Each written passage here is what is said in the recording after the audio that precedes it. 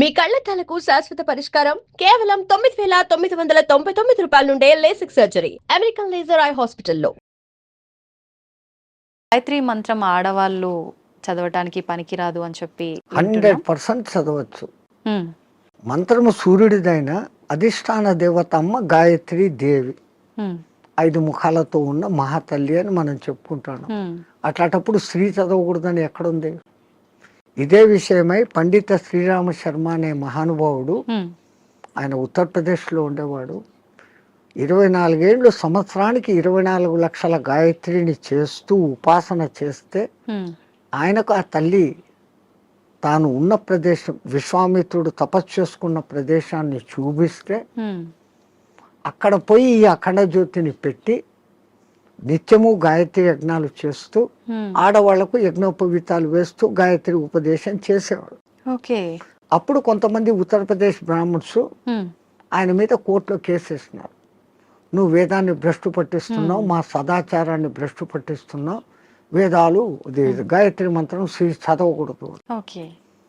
ఆయన కోర్టులో ఒకటే మాట అన్నాడు, అయ్యా మీరు వేదాలు ఉపనిషత్తులు అన్నీ చదివారంటారు కదా, ఎక్కడైనా ఒక్క శ్లోకము స్త్రీకి గాయత్రి ఉపదేశం చేయకూడదు అని రాసి ఉంటే, పలానా ఋషి చెప్పాడు, పలానా దేవత చెప్పాడు అనే కోటింగ్ ఒక్కటి ఉంటే నాకు ఇవ్వండి, నా బ్రాహ్మణత్వాన్ని, నా సంస్థను మూసేస్తా, నా బ్రాహ్మణత్వాన్ని వదులుకొని జనేవి తీసేస్తాను అన్నాడు.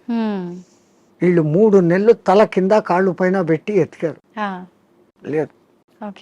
ఎందుకు స్త్రీకి లేదు అన్నారంటే ఆమెకు కుటుంబ బాధ్యతలు ఎక్కువ, ఈ మాసికంలో వాళ్ళకు ఈ పీరియడ్ కొంచెం ఇబ్బందికరంగా ఉంటుంది. అప్పుడు ఆ అనుష్ఠానం ప్రకారం కనీసం న్యాయంగా గాయత్రి చేయాలంటే 24 ముద్రలు వేస్తూ, ఒక్కొక్క ముద్ర వేస్తూ ఒక్కొక్కసారి గాయత్రి 24 అక్షర గాయత్రిలన్నా చేయాలి. మళ్ళీ దాంట్లో 3 రకాలు ఉన్నాయి. ఒక్క గాయత్రి త్రిపద 8 అక్షరాలతో ఉండాలి.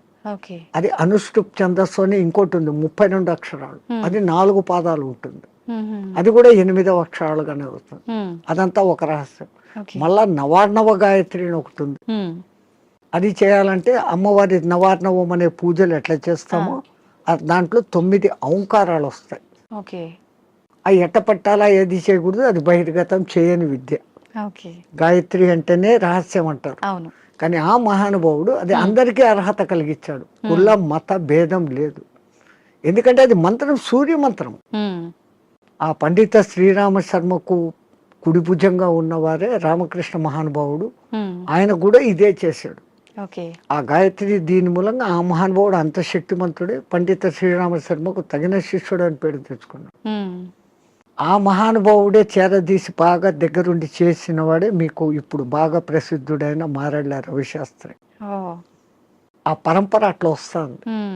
అదంతా పండిత శ్రీరామ శర్మ దయ. స్వామి, దైవాన్ని నమ్మటం వల్ల, పుణ్యక్షేత్రాలకు తిరగటం వల్ల మనశ్శాంతి అనేది లభిస్తుందంటారా? 100%. అసలు మీరు పోవడమే ఆ ఇంటెన్షన్. కాశీకి పోతే నాకేదో పుణ్యం వస్తుంది, ఆడ ఏదో వదిలిపెట్టేస్తానే సెంటెన్స్ కాదు అది. కాశీలో 12 జ్యోతిర్లింగాలలో విశ్వనాథుడు అక్కడ ఉన్నాడు, విశ్వానికి ఆయన నాథుడు. ఆ క్షేత్రానికి పోయి ఆయన నామస్మరణ కొంచెం సేపు నేను చేయటం మూలంగా నాకు ప్రశాంతత దొరుకుతుంది అని ఫస్ట్ మీలో విశ్వాసం కలిగినప్పుడు అక్కడున్న అన్నపూర్ణ అనుగ్రహము కలుగుతుంది. ఆ బేడి ఆంజనేయ స్వామి కరుణ, గణేష్ పండు మహారాజ్ది అందరిది దొరుకుతుంది. అందుకే ప్రతి ఒక్క రుచిముని అక్కడ స్థాపించిన లింగాలు ఉన్నాయి. 3000కు పైన గుళ్ళు ఉన్నాయి కాశీలో. శివునికి ఇష్టమైన ప్రాంతం అది. భూమి అంతా మునిగిపోయినా కానీ త్రిశూలం పైన నిలబెట్టి ఉంటాడు అని చెప్పబడిన ప్రసిద్ధ క్షేత్రం కాశీ. కాశీ అంటూ కాశీకి పోకుండా చచ్చిపోయినా కాశీకి పోయినంత పుణ్యం కలిగే క్షేత్రం అదొకటే. మిగతా క్షేత్రాలకు పోతానని ముక్కుబడి పెట్టుకొని పోకుండా పోతే ఏదో ప్రమాదము, వానికి శిక్ష ఉంది. కాశీ విషయంలో అలా లేదు. అంతటి గొప్ప అక్కడికి వచ్చింది అంటే ఒకటి ప్రజల విశ్వాసము, అక్కడ తపస్సులు చేసిన వాళ్ళ యొక్క శక్తి ధార పోయడం అనేది ఆ ప్రాంతానికి ఆ ప్రసిద్ధత వస్తుంది.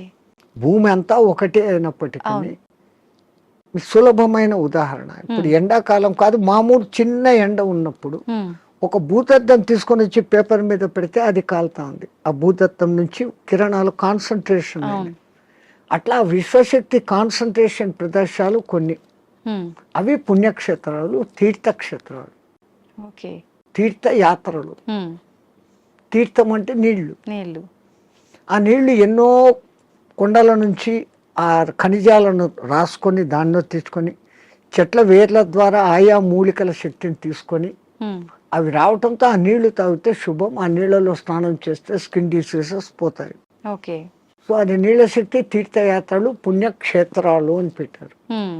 స్వామి, ఇందాక మీరు స్టార్టింగ్లో అన్నారు కదా, చాలా మంది అంటుంటారు కాశీకి వెళ్ళినప్పుడు మనం ఏదో ఒకటి నచ్చింది వదిలిపెట్టి రావాలి అని చెప్పి చాలా మంది నమ్ముతుంటారు. అసలు నిజంగా ఎవరికి నచ్చిన దాన్ని వాళ్ళు వదిలేసి రావాలా? అసలు వదిలేయాల్సిన ఏంటి? అవును, నేను ఇట్లే చెప్తే ఒక ఆయన నాతో అన్నాడు, అవును స్వామి మీరు చెప్పినట్లే ఖచ్చితంగా వదిలిపెడతాను. మా నానమ్మ మా ఇంట్లో ఉంది, ఆమెను తీసుకెళ్తా కాశీకి, ఆమెను వదిలేస్తాను అన్నాడు. అది కాదు, మనకు అత్యంత ఇష్టము ప్రేమ కలిగిన పదార్థము తినేది కావచ్చు, మనం 24 గంటలు దాన్ని చూసి ఆనందించే వస్తువు, కానీ దాన్ని అక్కడ వదిలేసి ఇంకా దాన్ని తలుచుకోకుండా ఉండగలమంటే మన మనస్సు మీద మనం నియంత్రణ సాధించడం. మైసూర్ పాకు మీరు అక్కడ వదిలి వచ్చారమ్మా, మీకు బాగా ఇష్టం. ఇక్కడికి వచ్చిన 10వ రోజు 12వ రోజు ఎవడో పార్టీ పెట్టాడు, ఆడ మైసూర్ పాకు చూడంగానే ఈ కళ్ళు మీకు ఆర్డర్ ఇస్తుంది, ముక్కు ఆ మైసూర్ పాకను పట్టేస్తుంది, నాలుక నీళ్లు ఉడతాయి. నేను కాశీలో వదిన నోర్మోయ్ నేను తినాను అంటే మీ మీద మీకు మెల్లగా కమాండ్ వచ్చింది, కనీసం ఆ భయంతోనన్నా. అట్లా కాశీలో వదలడం మూలంగా మీలో ఆత్మస్థైర్యత అనేది పెరుగుతుంది. అది బ్యాక్ రీజన్. కానీ ఏదో ఒక రీజన్, చాలా మంది రకరకాలుగా అనుకున్నా కూడా దాన్ని అయితే నమ్ముతూ వస్తున్నారు ఇప్పటికీ. వెనకల కారణం ఇది అని మీకు తెలుసుకోవడం లేదు. అవును, అక్కడ మీకు ఆత్మస్థిరత, ధైర్యము అనేది పెరుగుతుంది. Self confidence, I can able to do this without that. అది లేకుండా నేను ఉండలేను అన్న వాళ్ళు, అది లేకుండా ఎదురుగా కనపడుతూ కూడా అది లేకుండా ఉండగలిగిన స్థితి అంటే మీలో ఎంతటి స్టెబిలిటీ వచ్చినట్లు. అది ఆత్మస్థైర్యం. మన పూర్వీకులు ఏది చేసినా అంత ఆలోచనతో. నీలో ఆత్మశక్తి పెరగాలంటే నీకు అత్యంతగా ఇష్టమైంది అక్కడ వదలాలి. ఎందుకంటే ఆ కాలంలో కాశీయాత్ర జీవితంలో ఒక్కసారి. అవును, ఆ 1000 కిలోమీటర్లు నడిచిపోయి మళ్ళీ వెనక్కి వస్తాడు. కాటికి పోయినవాడు కాశీ, అదేమో సామెత ఉంది మీ దాంట్లో, కాశీకి పోయినవాడు కాటికి పోయినవాడు ఒకటి అని. అవును, మళ్ళీ తిరిగి రారు అని చెప్పి. ఆ కాలం అట్లుంది, అడవులలో పోవాలి, దారిలో జంతువులు, వాతావరణం మారిపోవచ్చు. అవును, ఇన్నిటినీ తట్టుకొని అక్కడికి పోయి మళ్ళీ రాగలిగినాడంటే వాడు దేవునిగా పూజించేవాడు. రెండవది, వాడు వచ్చేటప్పటికి అక్కడ కాశీలో నేను పలానా వదిలేసి వచ్చాను మోనుకున్నాను అన్నప్పుడు వాళ్ళలో ఇక్కడ ఆత్మశక్తి పెరిగి వాడు ఇక్కడ ఎవరికి ఏ మంచి మాట చెప్పినా అది జరిగిపోతుంది, వాక్ శుద్ధి వస్తుంది. So when you develop your confidence you can able to do anything. So to develop your confidence అక్కడ పోయినాక ఒకటి వదిలిన వాళ్ళు బెనిఫిట్ పొందుతారు. స్వామి, చాలా మంది అంటుంటారు, అంటే ఇప్పుడు ఇందాక మీరు చెప్పినట్టుగా వెళ్ళిన వాళ్ళు తిరిగి రారేమో అన్న ఒక ఉద్దేశంతోటో మరేంటో తెలియదు, కానీ చాలా మంది నమ్మకం ఏంటంటే పిల్లలు ఉండి వాళ్ళ పెళ్ళిళ్ళు అన్నీ అయిపోయిన వాళ్ళు మాత్రమే కాశీకి వెళ్ళాలి, దర్శించుకోవాలి, అవన్నీ అవ్వని వాళ్ళు కాశీలోకి పోయి సస్తే మోక్షం అనుకుంటే కాదు. నాకు తెలిసి ఒక మంచి కోటీశ్వర దంపతులు 3వ తరాన్ని కూడా చూసేశారు. ఆ 3వ తరం కూడా 18 yearsకి వచ్చింది మనవాళ్ళు. ఇంకా ఇంత అనుభవించిన కాశీలో పోయి చచ్చిపోతాం, వయసు కూడా అయిపోయింది, 80 ఏళ్ళు వచ్చినాయి.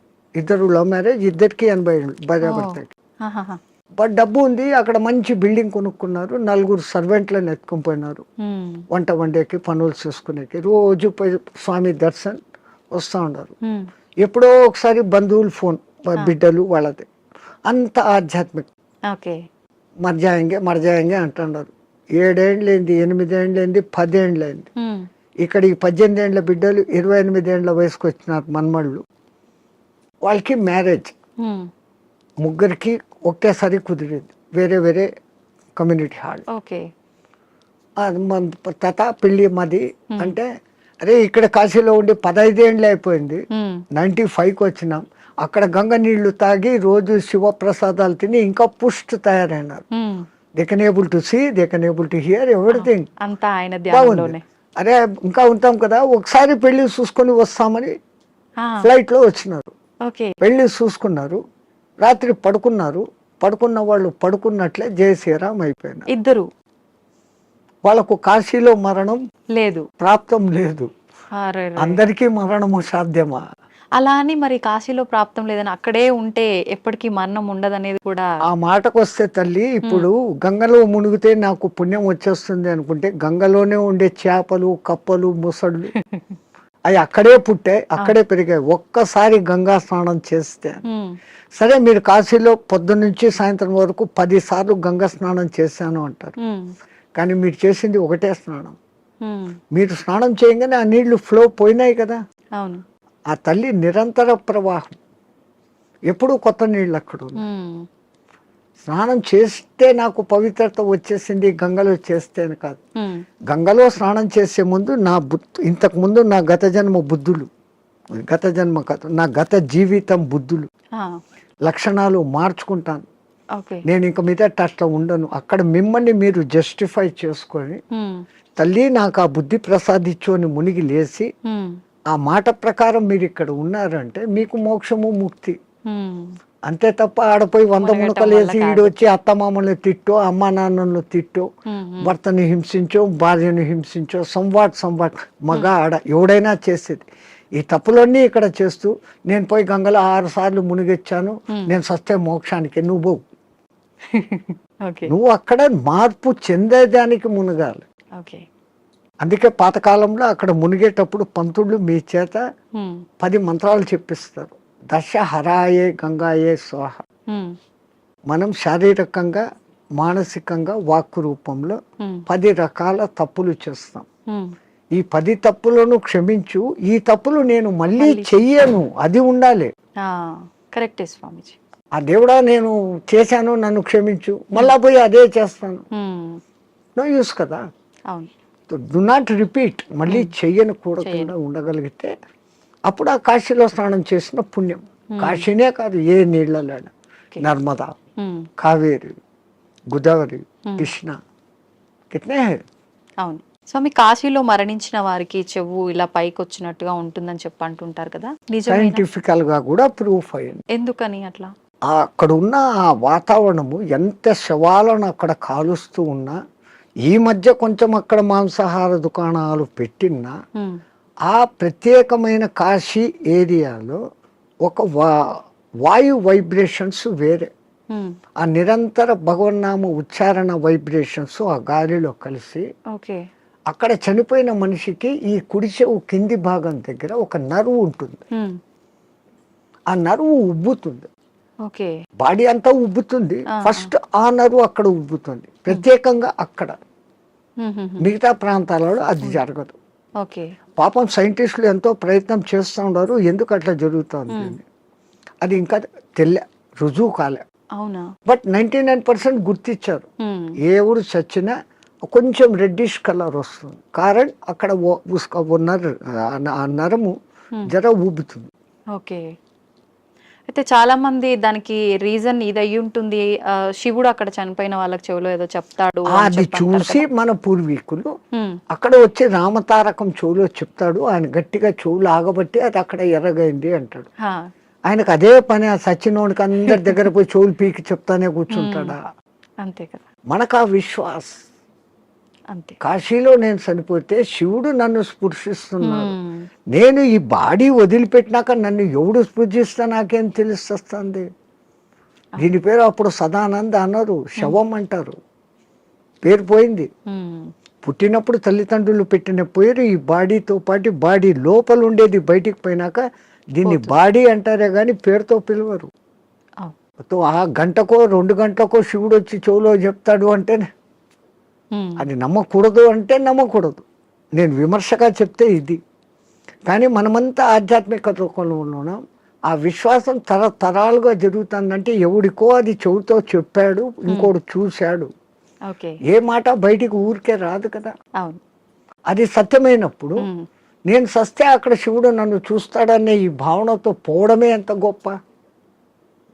ఆయన వచ్చి పీక్తాడో లేదో తెలియదు, కానీ పీక్తాడు అనేది మన సంపూర్ణ నమ్మకం. విశ్వాసం.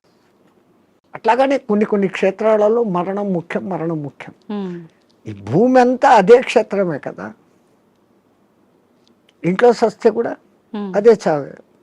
కానీ వీడి ఇంట్లో ఎంతసేపు సత్యం ముందర కూడా నేను నా వాళ్ళు అది పోయింది ఇది పోయింది నేను ఇంకా అది చేయలేదు అంటా సస్తాడే తప్ప నేను కాశీలో ఉన్నాను, భగవత్ సంకల్పం భగవద్ దర్శనం అవుతుందన్న భావంలో ఉండడు. అందుకే కనీసం సత్యం ముందరన్నా నామస్మరణ చేయండి.